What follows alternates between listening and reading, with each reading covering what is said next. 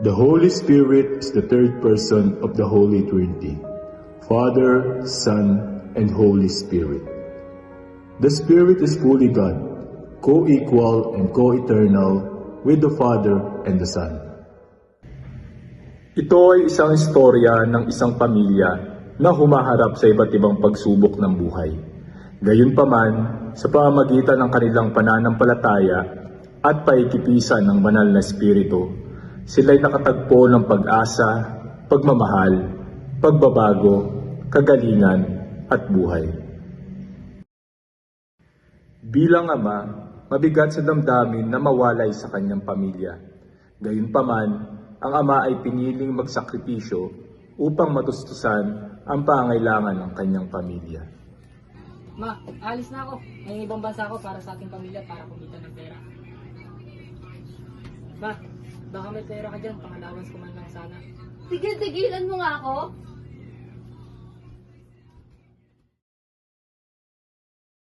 Ang panganay na anak ay naguguluhan sa pagkikilanlan sa kanyang kasarian.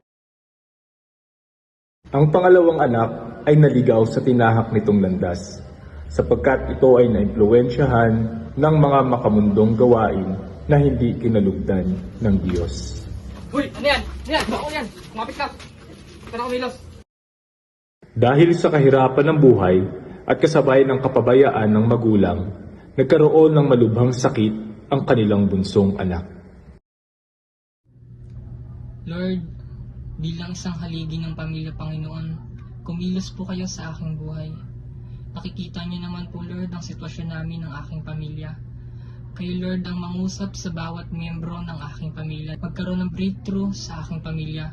Bigyan mo kami, Lord, ng pagbabago, kagalingan at pag-asa. Panginoon, sa mga oras na ito, Lord, wala akong ibang masasandalan, kung hindi ang pangalan mo lamang. I claim, Panginoon, na sa mga darating na araw, magkaroon ng pagkakaisa ang aking pamilya. Sa inyo ko lamang po ito, Lord, dinadalangin.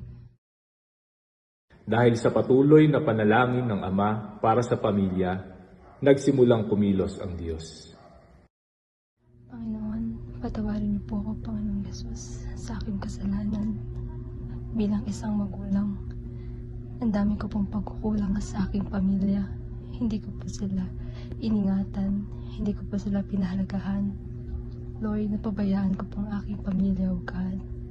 Lord, patawarin niyo po ako if ang dami kong pagkukulang sa kanila nagawa. Lord, tulungan niyo po kami na muli niyo pong itayo, muli niyo pong ayusin ang aming pamilya. Pagalingin niyo po ang aking anak na may sakit. Baguhin niyo po ang aking mga anak na lalaki. And Lord, magkaayos po kaming lahat. Muli niyo po kaming buuhin. Lord, patuloy niyo po kaming samahan. Tulungan niyo po kami, O God, na patuloy niyo pong gabayan and give us a breakthrough, Panginoon, in our lives. Patuloy po akong nananampalataya, O God, na kayo po ang Diyos na kayang umayos ng pamilya namin. Na kayo po ang Diyos na kayang magbago sa buhay namin, Panginoon.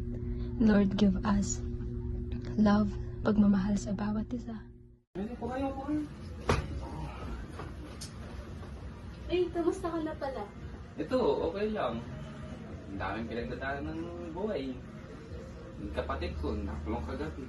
Kasi yun, nahuli nagbabatak. Kasi yung bunso naming kapatid, yun, nandun pa rin sa ospital. Hindi pa rin magaling-galing sa sakit niya.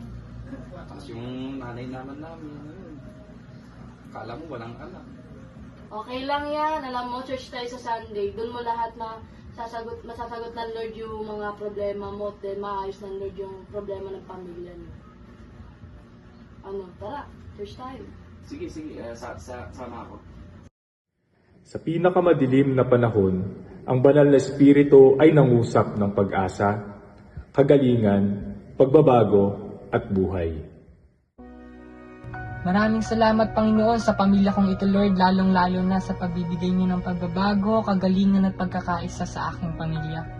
Tunay nga po, Lord, na kayo ang siyang tumutugon ng mga panalangin. Binago na ng Panginoon ang puso ko at mas mamahalin ko pa ang aking pamilya. Kay Jesucristo ko natagpuan ang halaga ng aking buhay, na nagmahal sa akin ng buo sa kabila ng aking pagkakakilanlan at kinakatakutan. Minsan nang naligaw sa aking tinahak na landas, ngunit si Jesus ang siyang nagpalaya sa akin mula sa kasalanan. Sa kabila ng sakit at karamdaman, ako'y tunay ng pinagaling ng Panginoon. Ang pamilyang ito ay naranasan ang maraming pagsubok ng buhay.